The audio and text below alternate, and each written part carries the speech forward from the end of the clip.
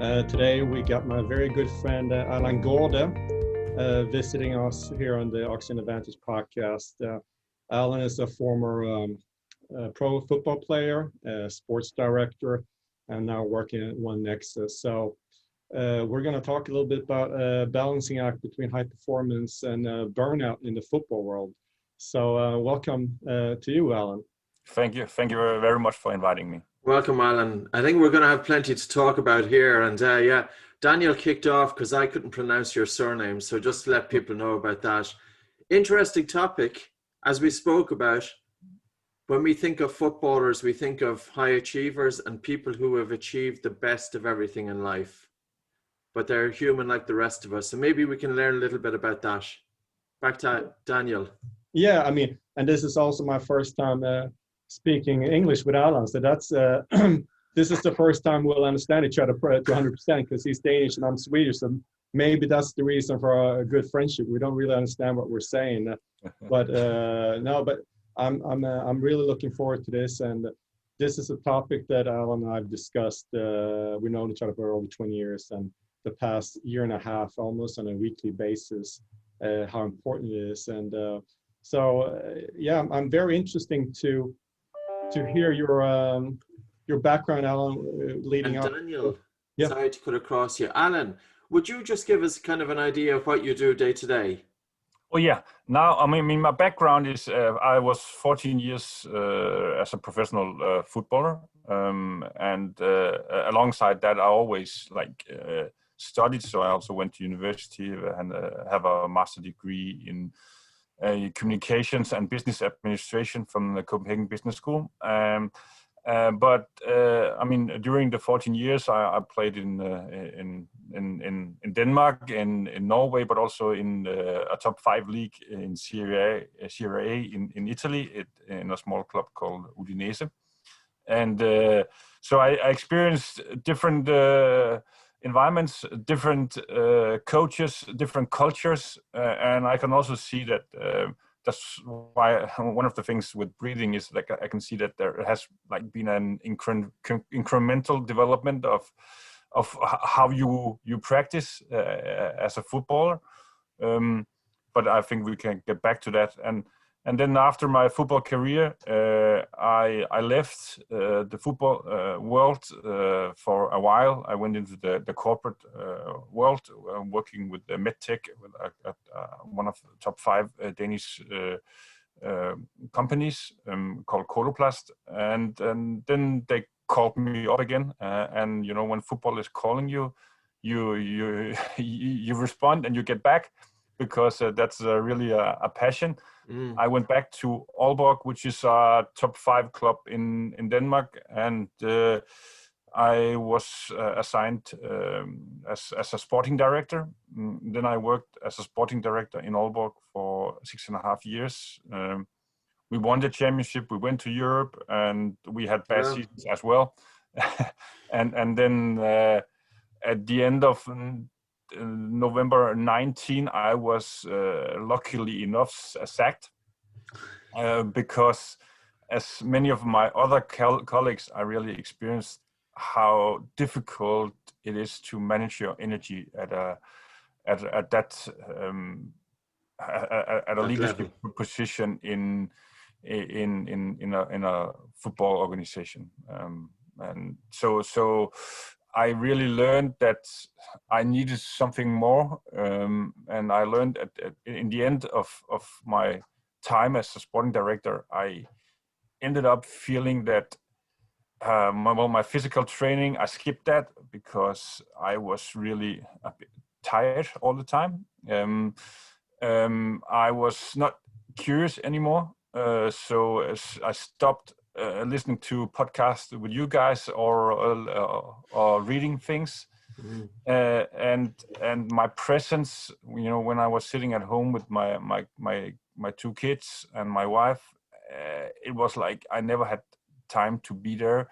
And in a meeting, it was like after 10 minutes, I was going forward because I was so busy that I had too many things to think about. So this was really my problem. And honestly, I thought that a month would be good, and then I would be ready to go again. But that was not the case. It's amazing. And Daniel, I think this is a topic that's present throughout the corporate environment. Yeah. I wonder, Alan, how much of it is due to what factors? Do you think it was just the workload, or do you think also overstimulation of so much information coming at us, so much expectation, and a life that's ever moving more faster now than it was 20 years ago? That's a good question, and actually this is one of my key motives for doing what I'm doing today. I created One Nexus, which is a company working with sports organizations, and especially, I mean, we are dedicated to success for leaders in sports. So we want to help and support the leaders to be more sustainable. And when I'm talking about sustainable, I mean, one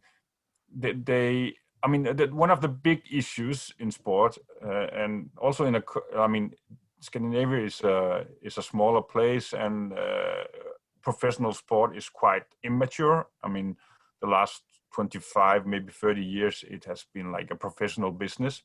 So it's still growing, and it's still, becoming more and more like a business. But one of the key issues still is that the football clubs, for instance, are big brands, but small organizations. So, I mean, I made my master thesis in 12, and I analyzed that, for instance, in Denmark, the top 5 companies, which have, thousands, tens of thousands employees, they got less media attraction than a small club with 50 people as an employee. So your stakeholder management is a main obstacle. So I think this is one of the areas, and a second area is that you also have your, as a sporting director or a CEO, you are reporting to the board, but the board members are not really educated to this context. They're educated in a more like traditional business context, which makes it difficult to act as a leader in sport, because you don't have that support, and you need someone to trust and talk to, and you don't have that. Yes, and we talked, Alan, about you as a player and a sport director, and in the football world, they're great with financial incentives. You even wrote an article about additional motivation. So people think that to motivate you more will give you financial incentives, and that for some people that just adds stress, because and they think that if I just give you motivation with more financial incentives, that will do better. But as a player and a sports director, I guess that we've come further than 20 years ago, but you give them very few tools to handle your internal environment, with how to handle sleep, stress situations, and training, and like we're talking about breathing right now, everything related to your states, maintaining good states. But you have everything else around you, but not that. So did you get any tools along the way as a player or a sports director in form of like taking care of your mental health to handle you as a player or as a sports director? Yeah, I can see that there has really been an incremental development in that sense. So when I started out becoming a professional footballer, that was in the late 90s. The main thing was to focus on practice. Your physical and your technical skills.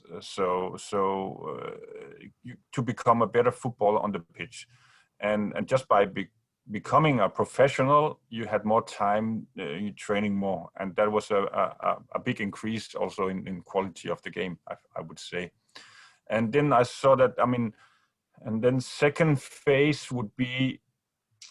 What you're focusing also on the mental side, not only on what's going on the pitch, but still it was more like it's not a detailed approach like I can see today. Now we have the digital possibilities, GPS system, we have sleep indicators, and so on, so on. So I can see that also in Scandinavia, where we're not the Premier League, we are not La Liga, but still we are quite professional. That we are really improving in that sense, and I think that we're sitting here and we're having the discussion we have is also a sign that things are changing. And I would have loved to. At the end of my period as a sporting director, I realized that I had to do something. So actually, and by coincidence, I read Robin Sharma's 5 a.m. Club, which is a concept or a book, and I started to wake up early in the morning at 5 a.m. to do some physical exercise for 20 minutes and 20 minutes of meditation and gratitude diary. And the last 20 minutes I read or listened to a podcast. It was really tough. And then I only did it like 25 days in a row, and then I got sacked and I had more time and I didn't have to. I just see that people are really open-minded, and also this is also a generation thing. The players today who are coming, who have been educated in the academies, and that's the thing in football now. The academies are really getting strong, and it's becoming a really a good education, and that also creates open-minded players in the sense that they actually want to work 24/7 for improving their performances. But that's really where it's at, Alan. You know, we hear of the stories of Georgie Best, who he was a tremendous footballer, and they would play a game, and he would be outstanding, and then straight to the bar and drink a load of beer. So, you know, it kind of makes sense that an athlete is looking at everything 24/7, because even to get those incremental gains, it's important. Yeah, but I think that some of the things we really have to think about is, we always have we prepare before the match, and then there's during the match, and then there's after the match. But then there is also this restitution phase where you don't think, where you don't prepare. You're not. I think that's getting more and more important, because people are too focused on their performance 24/7, and so sometimes they have to watch a movie or go out on a restaurant, or maybe also drinking a beer instead of having their home exercises. So I think this is, it has almost tipped also sometimes for some of the players. What you're saying is a balance. Yeah. Well, sorry, Daniel, just what data do you track in sleep? Do you track heart rate variability or respiratory rate, or? No, I would. In a club where I worked, we started having their every morning they use their app. I don't remember which app. Okay, when did I go to bed, and how do I feel? So it's more like subjective measurement. It's interesting, because but I would imagine you use the Oura yourself. Yeah. I bought it, and it was your recommendation, and now I cannot take it off. And I imagine 20 years ago, nobody was paying attention to sleep. Sleep became hot about 10 years ago, not even 10 years ago. You're absolutely right. And we, as I think in the football world, it's still, it's increasing the focus, but we're not there yet. But it's coming back to that word. And when we think of focus and concentration and attention span, you cannot have it without deep sleep. And for deep sleep, breathing needs to be through the nose, and not to have sleep disorder breathing. And I think that's one of the foundations of performance, especially mental performance. And even when myself and Daniel were talking to Anna West, players who are tired are more prone to injury. It just makes sense every way. No, but you're absolutely right, and I can see now the medical focus has become. In the beginning, not many years ago, the medical side were more like a cost thing. So for a club, it was like, you have to spent so much money on the medical side, on physios and doctors and performance coaches and so on.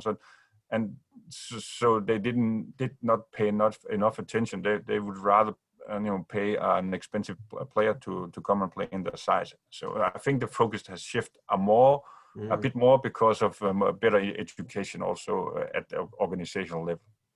Yeah, we've spoken a lot about states and skills, meaning that if you're a professional football player or sports director in the corporate world, you need the skills to handle the job, of course.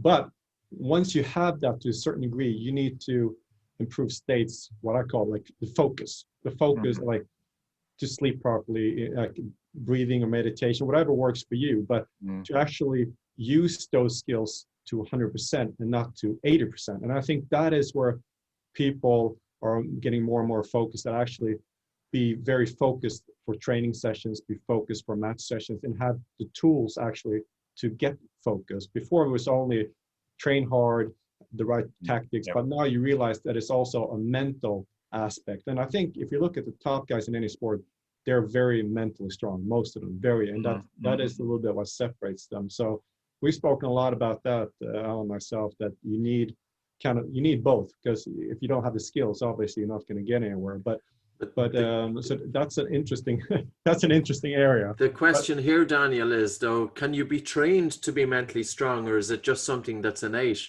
Yeah. And if a guy has a mind who's all over the pitch, is all over the place, and we think now of social media and distractions of emails and text messaging, people are addicted to their phone, and they are practicing distraction all day long. And yet when they want to do a football game, they're expected to be focused. Personally, training the brain is something that we can all do. This is not just for the elite performers. This is something for everybody.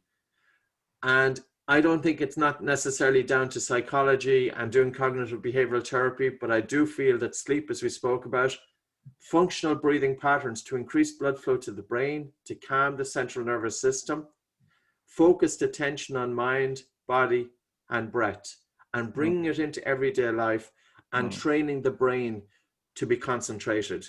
And that skill then can be imparted. And I think we still have some way to go here, both Daniel and Allan. No, but you're absolutely right. But I can see that of course, it's always a matter of, in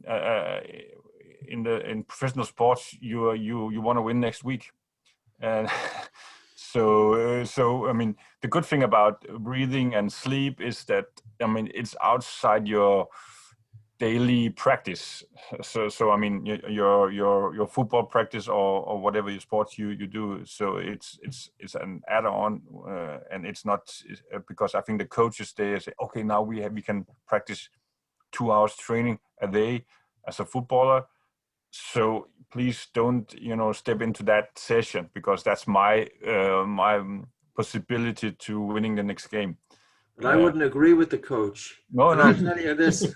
That's good. So how would you do it, Pat? Well, I think the warm-up is very important. There's a lot of players who have pre-match anxiety.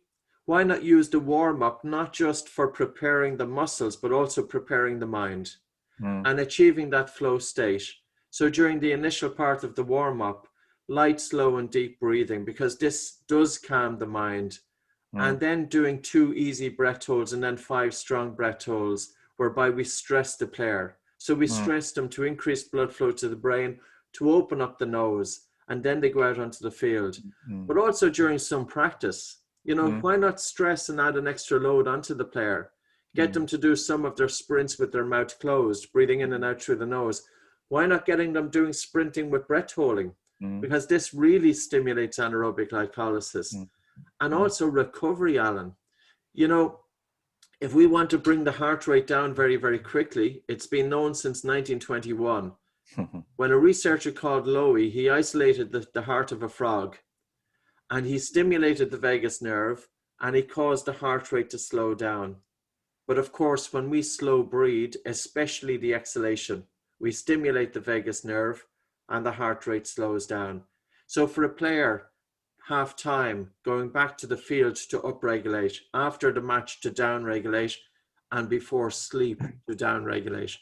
Mhm. So I think there's little tools that we can bring in. Yeah, But yeah. you know what your point is, and I suppose Daniel's your point as well. We don't want to disrupt anything, but that's the thing about the breath. All we need to do is, instead of having your mouth open here, make a concerted effort, keep the lips together, Mm. and do a breath hold here. And during match practice sessions, do whatever you need to do. Mm. Don't focus on nasal breathing during the match practice session, but in the drills and warm up and recovery, Mm. why not tap into the states that Daniel spoke about? Mm. Oh, but Yeah. I think you're. I mean, there is a lot of potential also in the warm-up sessions, because that has really changed a lot the last years. That, I mean, all professional sites are now using like an activation model where they just, you know, warm up with the physical coaches who are really open-minded, and they're not traditional conservative football coaches. So they are really well educated and open-minded to new research. Will you describe the warm-up? Well, in most clubs it would be like in the gym, where they have like a focus on the individual focus on. It could be the core, it could be like the physical side, but they have to activate their muscles. But there's no reason that there could not be a like activation of the mind, of the mental side, of the breathing. That would be natural. So I think that the only thing which is really important, that it's doable, it's operational, that this is concrete, and then I would say that there's a lot of potential for that, because that would not interrupt the head coach's, you know, tactical work or technical work, and also during the session. I mean, if it's not taking all his time, I think he would welcome it if he's open-minded. But of course, I mean, it's always it's always a big discussion or dilemma, and on short-term versus long-term, there's thing, for instance, in Denmark, the head coaches are in the Superliga, which is called, it's not the Super League, but it's the Superliga, and the head coaches are in their positions like 18 months, and then they are gone. And I think in the Premier League, it's even less. So they have to think about the next winning the next game on short term, and that might lead to, not the development of the long term as well.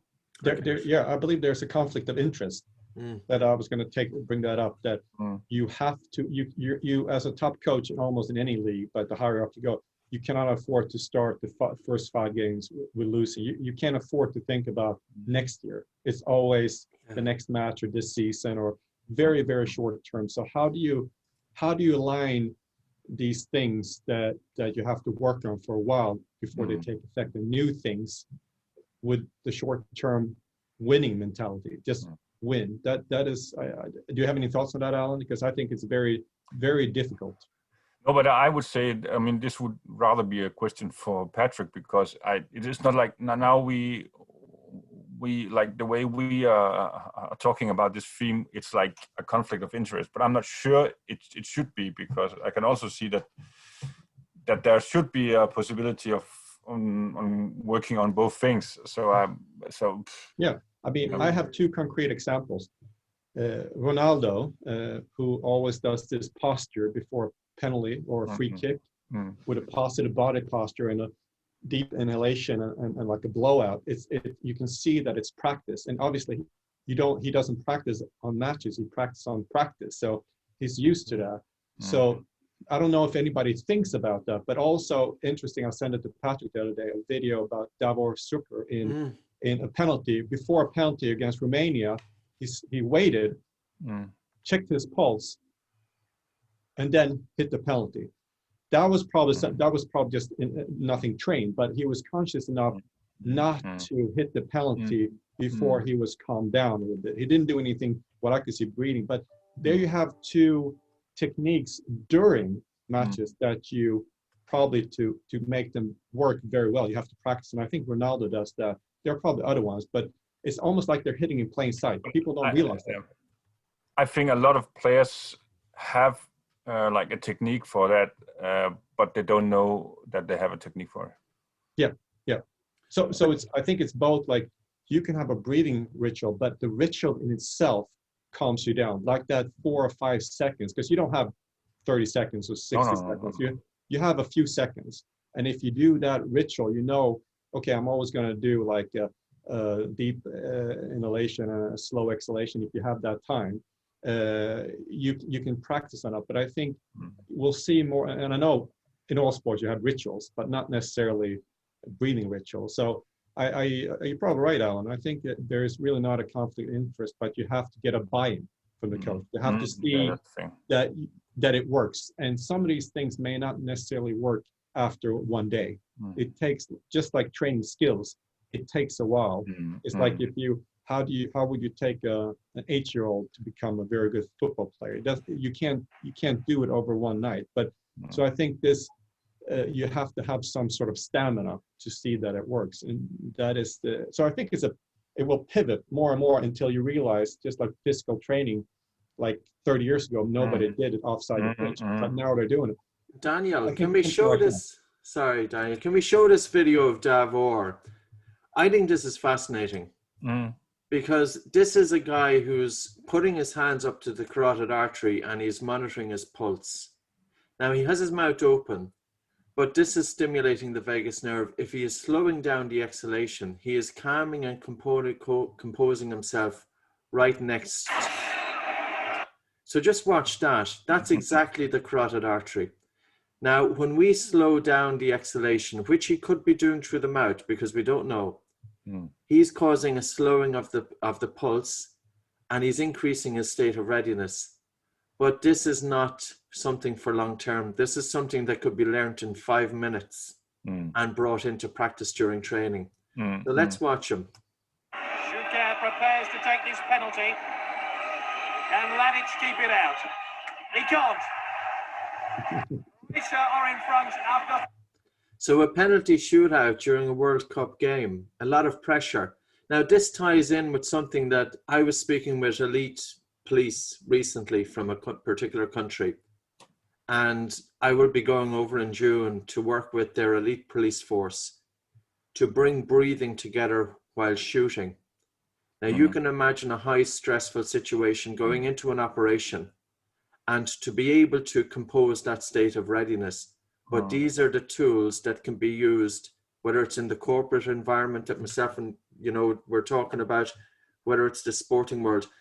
I don't think it's long-term, Daniel. I think these are, if a player understands what we can do to alter states, and even to give you an example of repeated sprintability, and I'm going to pull up this paper here. This is one that we speak about because it's something that we've been doing for 20 years. And this is looking at repeated sprintability, which is a performance indicator in team sports. 21 highly trained rugby players, and divides them into 2 groups. One group is doing 40-meter sprints on the breath hold, and the other group is doing 40-meter sprinting with normal breathing. After 4 weeks of practice, and it was only about 15 minutes twice a week practice, one set twice a week, which would take probably about 15 minutes or so, maybe 20 minutes. Repeated sprintability increased, and these are highly trained professional rugby union players during peak season. So these aren't amateurs.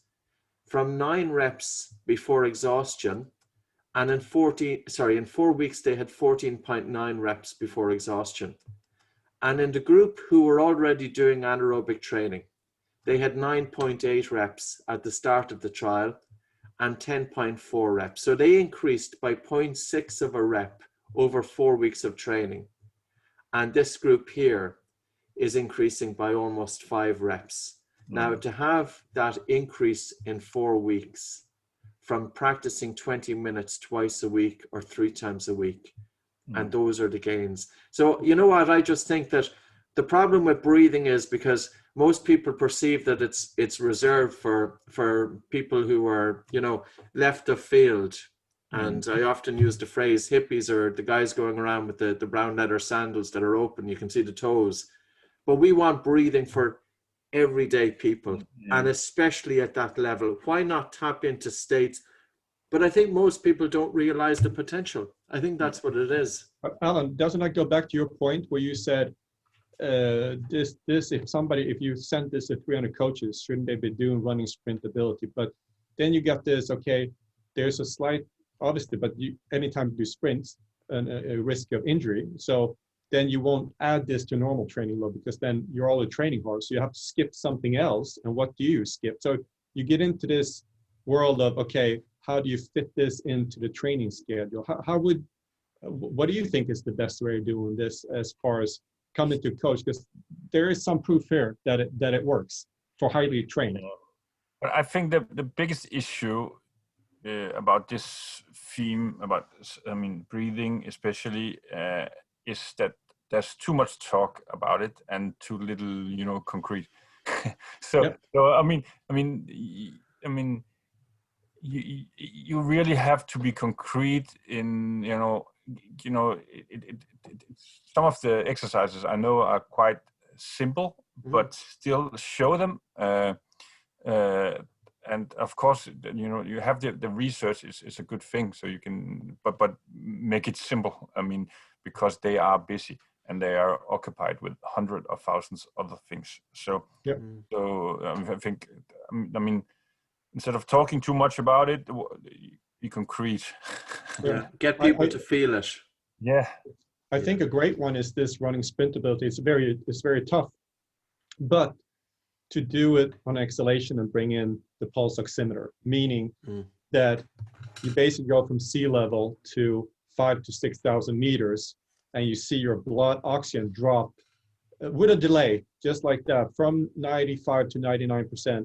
It drops down to 80 or maybe even 70 if you do real hard, with a slight delay, and then it pops up. And every time you do that, you get what's called a spleen contraction, and roughly 5 times is the optimal amount to do it.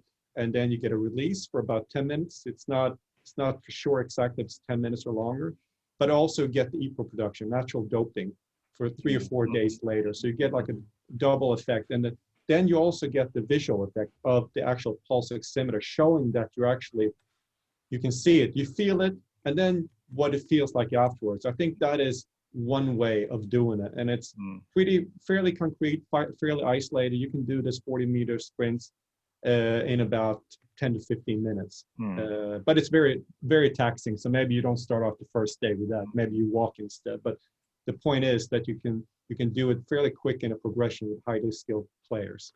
Plus, Daniel, I think there's another aspect. I remember speaking with a strength and conditioning coach from, I don't know, was he Premier League, but he was a pretty high level in the UK. I was in London at the time. And I spoke about breathing and condition of players. And he said that they often see a couple of players who have a hard time during training. And these players are overly breathless and they're gassing out too soon. And he puts it down, or he was putting it down, to poor condition. But you can imagine that these players are all having the same training regime. And how is it that 1 or 2 players are falling down? It's because their everyday breathing could be playing a significant role here. And what I mean by that is that they have faster and upper chest breathing and a poor breathing pattern during rest. And these players, for example, when we look at what contributes to poor everyday breathing, anybody with any predisposition towards asthma or childhood asthma, anybody with any predisposition towards anxiety, or if they've had trauma or high stress, or even perfectionist tendencies. People with perfectionist tendencies often hyperventilate. And I can only imagine the number of high-level athletes and soccer players who have perfectionist tendencies, because you wouldn't get to that level without being there. But if you place high demands on yourself, physically and psychologically, that can impact your breathing, because your breathing is reacting as if a stressful event is taking place. So I think even Allan, an observation and working with players who would need it most, especially, I don't know what the % of the population that has anxiety, but there must be a certain amount of anxiety in football. Of course, there You, is. you see it on an everyday, like I've heard stories of guys, they would be in the bathroom before they'd go out and they would be puking the ring up. Like I couldn't imagine being so highly stressed before a meeting, having to puke my ring up and then to go out and do well. I don't think I would be doing well, you know? No. No, but you're absolutely right. I think players are sometimes anxiety, and they're afraid of not winning, and afraid of losing, afraid of performing poorly.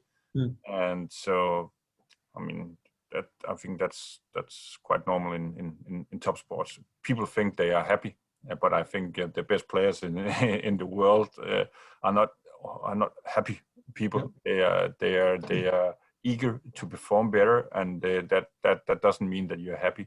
It means more maybe that you're not happy with the state of today. I mean, it's pretty similar pattern, I would think, for most matches. Like if you play a big match, big final, and it almost doesn't matter what level you're at. If it's big for you, you're anxious before, so you can have tools like a warm up without even thinking about breathing may help you a little bit, because it's a ritual. You kind of get used to it, but you can down regulate. But you don't want to down regulate too much. So before a match, you want to maybe do these breath holds to up regulate. But then you want to have tools during the match as well, like Davor Shuk or Ronaldo or whoever, to kind of handle these stressful situations. And I know that England had a big problem for many years with penalty shootouts in World Cup. And they eventually, I think they brought in somebody. But that's where it gets to your mind, because everybody knows in practice it's very easy to put a penalty in. But when it comes to World Cup, when the pressure is on, it becomes, I guess the goal becomes this small. You're absolutely right. So then it becomes a mental game. And you know these things will happen. You just don't know necessarily what match. But if it's a big World Cup final, Champions League, you know the pressure is going to be elevated. So to have tools for that, I think, is necessary, because I think everybody suffers from pre-match anxiety and stress during the match. It's just a different level, probably. You're right, but I think it's also interesting now. I mean, if you listen to our talk now, that we started out also talking about leaders in sports, but then we always end up talking about players. And I think a good way into to getting a buy-in is also to start with some of the leaders in the clubs, because they really need it themselves, and they know they need it. I mean, my colleagues, ex-colleagues, or they are always very, very busy. But when you really look into their eyes, it's like a boxer who's got knocked out. I mean, there's light in the house, but there's nobody home. I mean, people are really struggling, and in the world of football or sport, is in general, you're not taking care of the leaders, because all focus is on the players. Yeah. Well, how would you do it different today, Allan, with all the things you're doing now and that we've been discussing for the past year and a half? If you move the needle back with your knowledge today, 5 years, what would you do differently for your organization and for yourself? That's a difficult question, but of course, one of the things is that, I mean, to create the routines in every day where I make sure that I, for instance, do my practice, my physical training. It could also be breathing exercises, could be, but also, I mean, having some sparring partners or mentoring people around you who actually knows the context, because that's one of the biggest issues, and then maybe start focusing more on, I mean, on 2 or 3 things in the job than everything. But the problem is that, I mean, you have an ambitious strategy in all the clubs, but you have an organization which is far too small. Yeah, so it's not sustainable. Not sustainable. No, but then it comes down to what we talked about a little bit earlier, that you're constantly on. Like you don't have a 9-to-5 job. You have maybe even nights. So you're always distracted, and that works for a short time. But then it becomes maybe a chronic stress. Always reactive. Always need to respond to emails, phone calls, text messages. Always on. So is that a way to kind of, ironically, to drop the workload to produce more? Yeah, but I think that's the thing. I mean, just a simple thing as, I mean, going on vacation regularly. Yep.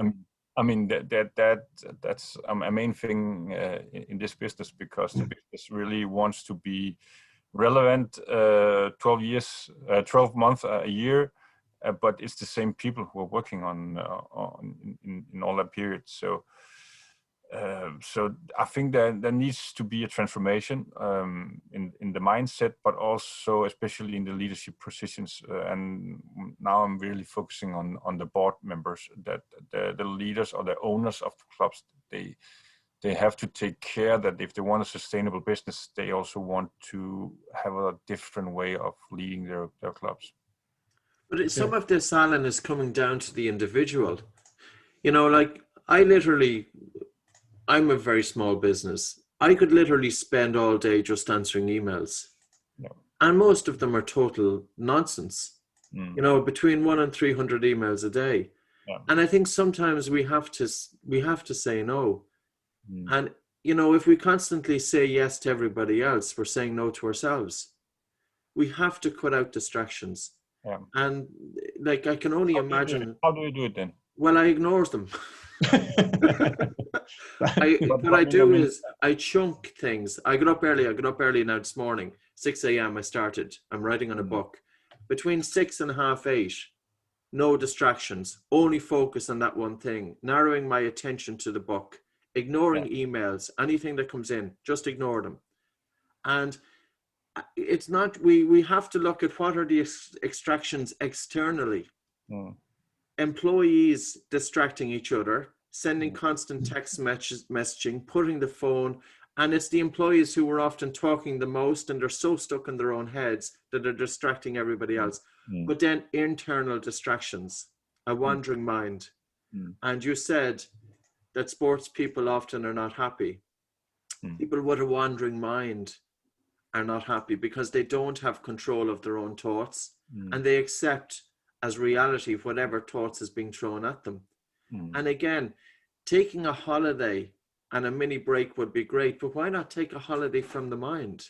And I'm not talking about mindfulness, but I'm talking about quietening the mind and eliminating. It's really important that we know what to focus upon, because there is so much that is commanding our attention. So ask anybody, am I good at answering on Instagram? No. Facebook? No. LinkedIn? No. Emails? Half okay. And then I can do whatever I want to focus on. We have to cut out the crap. But that goes back to you, Allan, with as a leader of an organization, that it has to maybe be top down a little bit, because it has to be, if the leader has to put that into the organization, that it's okay, that it's almost like, you know, before a certain time or during a certain time to chunk the work. Because if people are always answering emails every 2 or 3 minutes or 20 minutes, then you become reactive, distracted, you're not focused on it, deep focus. And it has to come from top management then to kind of say, this is okay, we're going to have a work day like this. But that's the problem, and people calling the whole time. So, but you know, it's not sustainable. So how it's kind of like, you may say will not work, but this will not work either. So you may have to find some sort of compromise. But I think the sports business, I think it's really, I mean, what you're selling in football is attention and interest. So you want to be relevant all the time. So you want to be on, I mean, not as a leader, but as an organization, you want to be on Facebook, you want to be in the media, you want to be at television. So that's, I mean, you cannot choose not to respond to the sponsors and the fans. But you get somebody else to do it. Yeah, that's the thing. You know, like you have to just be selective, you know. And that's the thing, and that's what I started saying, that we haven't come far enough in organizing the professional sports clubs, because the organizations are far too small. I think you're. And I mean, in the Premier League, I know it's different because they have really grown into big empires. But most other countries, I would imagine in Ireland, it's worse than. It's the same. It's worse. It is. You know, we've got very. I don't follow soccer or football here in Ireland, but yeah, the League of Ireland is not very strong. No. Not strong. No, but it's improving. But you also, I mean, instead of spending your last money on a new player, develop the organization, and that education is important also in getting a buy-in from breathing and different exercises. Well, I think mental focus and cutting out distractions of the mind is absolutely important, and I can only imagine that the youngsters coming up through the ranks now are absolutely distracted. Yeah, I see it with 16 and 17-year-olds when we had clinics going on back pre-COVID. They would be reaching into their phone to check their phones constantly. Like, who's in control of what here? You know, is the youngster in control of their phone, or is their phone in control of them? And then when we think of even going a little bit behind that, the sinister application of big tech corporations bringing in behavioral psychologists, and I know I'm deviating a bit off track, primarily designed to capture as much attention of the individual as possible. And you could scroll through these feeds for an hour, and what do you get from it? Nothing. Nothing. Overstimulation with over-information. Garbage in, garbage out. We have to be selective, and we have to, you know, be cognizant of what we are letting into the minds. And this is coming back to taking a break from thoughts and giving ourselves some attention, as opposed to surrendering all of our attention outwards. And it comes down to this. The measure of a leader is not how well the person is doing when things are going fine. Anybody, you know, if you have a football team and the team is doing really, really well during a game, the leader doesn't have a whole lot to do because the team is doing it. But the measure of the leader is the guy who can step up to the mark. When the team is on its last legs, and one leader, you've got one person there who can raise the spirits and get the team on board, especially towards the latter end of the game. That is mental strength. That is focus, concentration, and attention span. We need to train the brain. And the reason that we're doing it is because, of course, breadth and training of the mind go hand in hand. You know, it really is, from a number of different perspectives. And sleep, what we spoke about at the very, very beginning, comes in as well. Like, the human mind is very, very interesting. We've been trained how to think, but we have not been trained how to stop thinking. We don't have control. We should have control. Allan, how do you like you say, the football world is ahead of the corporate world in some aspects. So, but when it comes to organizations, they're smaller, and so they're more exposed maybe to chronic stress. But it's in the corporate world, it's now okay. Like, you talk about stress a lot the last 5 to 10 years. It's like, but you don't hear anything really, not that I know of, to a large scale in the football world. But it exists, obviously. So what is your experience from that? It is people always talking after the fact. It's not during, like when they're as a player or a sports director, but it comes years later. Is it because it's too much of a macho world that you don't talk about those things, or about which things? Like stress, like, yeah, if you're burned out, stress, like mental problems, like anything related, like if you break your leg or ACL, it's okay, but to have a mental issue in the sports world, it's not okay. But Daniel, do the players know they are stressed? If you're in the middle of stress, do you know if you're stressed? That's a good question. Yeah. But I think the good teams today, they have like a sports psychologist on the side, and so the players, they have the possibility of, you know, focusing also on this aspect. And I think behind closed doors, it's easier to talk about the personal problems or the challenges. But I think in the dressing room, it's still a macho culture where, I mean, in football, 11 players are on the pitch, and you're 26 up to 30 people in the squad. So you know there's a rig. I mean, you really have to do your best to be in the squad, and you have to kick some of your colleagues to get out of the squad.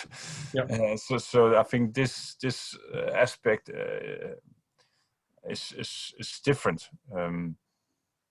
But I don't know. I mean, one of the good things about professional sports is that you really practice. And you know, when I was in the corporate world, I mean, we always delivered, but we never practiced. I mean, we as a salesman or communications consultants, I mean, we spent 2% of our time on becoming better.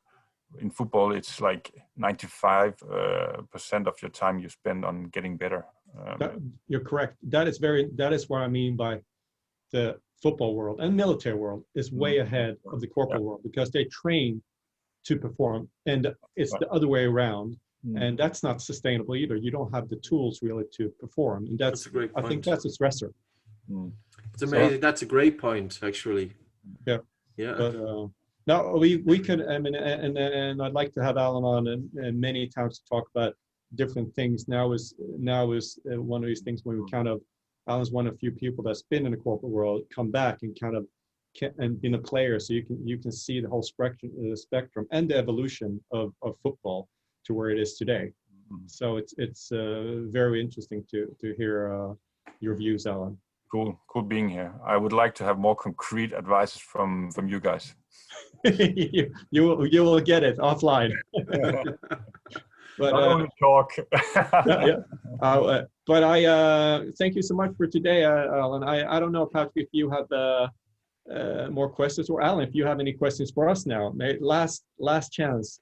No, it's all right. I mean, the concrete things is really good. So I really like the expression, you know, taking a holiday of your mind. Something necessary, huh? Yeah. So I would like to learn more about that. Of course. Yep. Great, Allan. It was an absolute pleasure. Thanks very much. Likewise.